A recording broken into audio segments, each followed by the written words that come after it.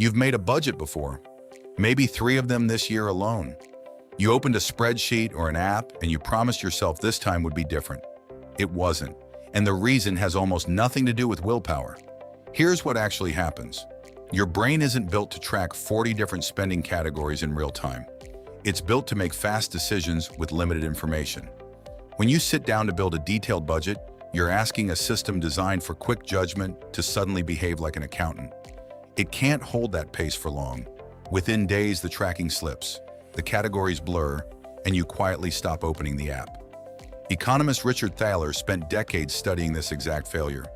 His research on mental accounting showed that people don't treat money as one single pool.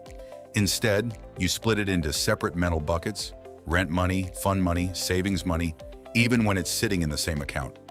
A rigid budget tries to override this natural instinct with rules and restrictions. And restriction, as any dieter knows, tends to backfire. The moment something feels off limits, you want it more. There's also a deeper issue. Most budgets are built around deprivation. Cut this, skip that, say no again and again. But behavioral scientists have found that motivation fueled by restriction fades fast, while motivation fueled by identity lasts. Ask yourself, would a wealthy version of you skip this purchase? Or would they simply already own fewer things they didn't need? That shift changes everything. Consider the difference between two approaches. One person tracks every latte and feels guilty by Thursday. Another automates their savings the day their paycheck arrives, moving money before they ever see it. Nobel laureate Richard Thaler and economist Shlomo Benartzi designed a program called Save More Tomorrow specifically around this idea. Instead of asking people to cut spending through willpower, it increased savings automatically with future raises. Participation and savings rates rose dramatically, not because people became more disciplined, but because the system stopped requiring discipline at all.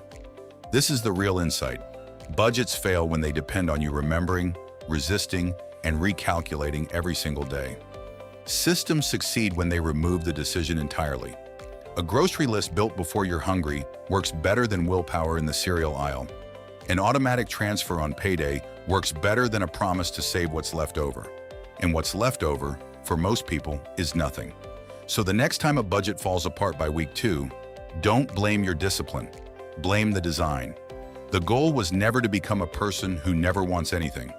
The goal is to build a system so automatic that wanting doesn't get a vote. You've made a budget before. This time, build a system instead. Because the real answer was never about resisting temptation. It was about never having to.